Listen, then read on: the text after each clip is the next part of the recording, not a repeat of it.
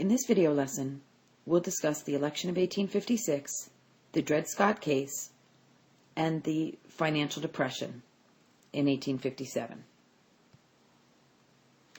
Old Buck versus Pathfinder. Democrats met in Cincinnati to nominate their presidential candidate of 1856. They shied away from both President Pierce and Stephen Douglas because each was too tainted by the Kansas-Nebraska Act. The delegates finally chose James Buchanan, who was a well-to-do Pennsylvania lawyer who had been serving as minister to London during the Kansas-Nebraska uproar. He was pretty much enemyless, but Old Buck, as he was nicknamed, was mediocre, irresolute, and sometimes confused about issues. Delegates of the fast-growing Republican Party met in Philadelphia. Seward was their most conspicuous choice, but the final choice ends up being Captain John C. Fremont, who was the so-called Pathfinder of the West, an erratic explorer and soldier and surveyor, virtually without any political experience, but he was not scarred from the Kansas-Nebraska Act either.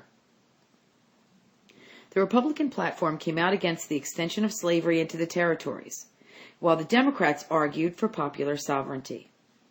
Anti-foreignism was injected into the campaign, even though the extension of slavery was looming. The recent influx of immigrants from Ireland and Germany had alarmed nativists, and they organized the American Party, which was also known as the Know-Nothing Party because of its secretiveness, and in 1856 they nominated Millard Fillmore for president. Anti-foreign and anti-Catholics adopted the slogan, "Americans must rule America," and remnants of the dying Whig Party endorsed Millard Fillmore. Republicans were behind Fremont, but mudslinging is going to affect both candidates. Buchanan was assailed because he was a bachelor, the fiancée of his youth had died after a lover's quarrel, and Fremont was reviled because of his illegitimate birth. More harmful to Fremont was the allegation, which alienated many bigoted know-nothings and other nativists, that he was a Roman Catholic in practice. A bland Buchanan, although polling less than a majority of the popular vote, won the presidential election of 1856. His tally in the Electoral College was 174 to 114 for Fremont and only 8 for Millard Fillmore. Why did the rousing Republicans go down in defeat? Fremont lost much ground because of the doubts as to his honesty, capacity, and sound judgment. The violent threats of the Southern fire eaters that the election of a sectional black Republican would be a declaration of war on them, forcing them to secede from the Union. Many Northerners, anxious to save both the Union and their profitable business connections to the South, were thus intimidated into voting for James Buchanan. You can see in the presidential election of 1856 electoral vote map here how the votes were split between the three candidates. It was probably fortunate that for the Union that secession after the Civil War did not come in 1856, following a Republican victory. Fremont was an ill-balanced and second-rate figure. Yet the Republicans in 1856 could rightfully claim a victorious defeat, because the new party had made an astonishing showing against the well-oiled Democratic machine. And the election of 1856 is going to cast a shadow forward and on the North and South. Both of them were peering towards 1860. The Dred Scott Bombshell. The Dred Scott decision was handed down by the Supreme Court on March 6, 1857, abruptly ending the two-day presidential honeymoon of James Buchanan.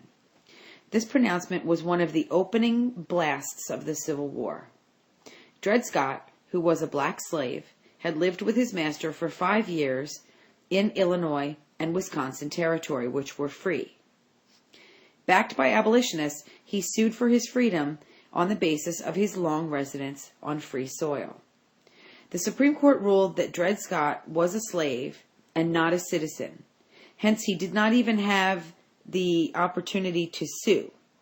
So this denied African Americans their citizenship and menaced the position of free African Americans in the North. The tribunal could then have thrown out the case on technical grounds, but a majority decided to go further, and under the leadership of Chief Justice Taney from the slave state of Maryland, a sweeping judgment on the issue of slavery was made. Taney rocked the Free Soilers back, and a majority of the court decreed that because a slave was private property, he could be taken into any territory and legally held there in slavery. The reasoning was that the Fifth Amendment clearly forbade Congress to deprive people of their property without due process of law, and the court continued to go further. It continued by saying the Missouri Compromise that had banned slavery north of the 3630 parallel in 1820, even though it had been repealed 3 years earlier, the Kansas-Nebraska Act was still, it had been repealed 3 years earlier by the Kansas-Nebraska Act, but people in the North still believed in the Missouri Compromise. Now the court ruled that the Compromise of 1820 had been unconstitutional all along, that Congress had no power to ban slavery from the territories, regardless of even what the territorial legislatures themselves might want. Southerners considered this a huge victory. Northerners were very, very upset. Champions of popular sovereignty were aghast, including Senator Douglas, who was a host of Northern and Southern Whigs and wings of the once united Democratic Party. Foes of slavery's extension, especially the Republicans, were infuriated by the Dred Scott decision. The Republicans' chief rallying cry had been banishing of bondage from the territories. They now insisted that the ruling of the court was merely an opinion, not a decision, and that no more binding than the views of the Southern Debating Society. Republican defiance of the tribunal was intensified by an awareness that a majority of the people sitting on the Supreme Court during that time period were from the South. Southerners were inflamed by all of this defiance, and began to wonder how much longer they could remain joined to a section that refused to honor the Supreme Court. The financial crash of 1857. Bitterness caused by the Dred Scott decision was deepened by hard times, which dampened a period of feverish prosperity. Late into 1857, a panic burst under James Buchanan. The storm was not as bad economically as the panic in 1837, but psychologically it was probably the worst of the 19th century because of everything else that was going on in the country. So what led to the crash?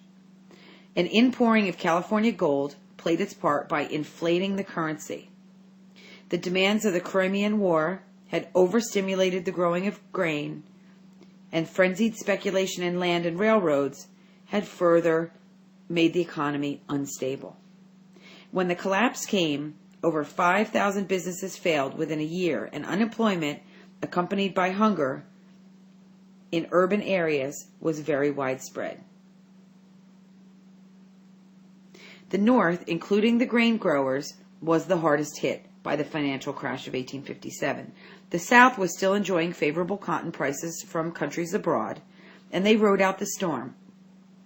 Financial distress in the North, especially in agriculture, gave a new vigor to the demand for free farms for 160 acres from the public domain.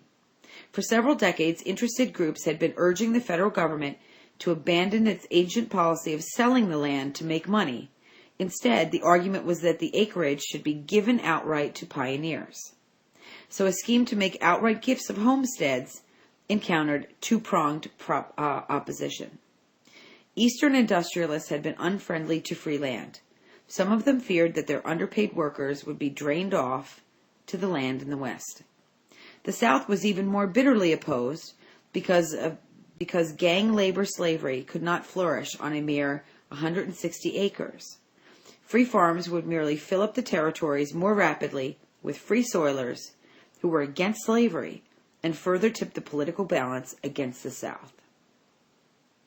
In 1860, after years of debate, Congress finally passed the Homestead Act, one that made public lands available at a small sum of 25 cents an acre.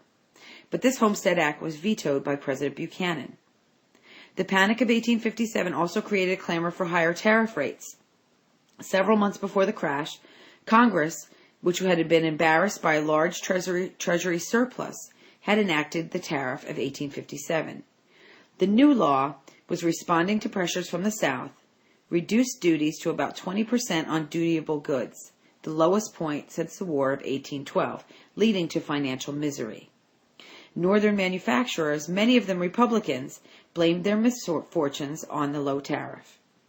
As the surplus melted away in the Treasury, industrialists in the North pointed to the need for higher duties, a desire for an increased protection of manufacturing. The Panic of 1857 gave the Republicans two surefire economic issues for the election of 1860: protection for the unprotected and farms for the farmless people. And we'll continue to discuss the impact of the election of 1856 and the Dred Scott decision, and then the following financial crash of 1857 in our lessons in class.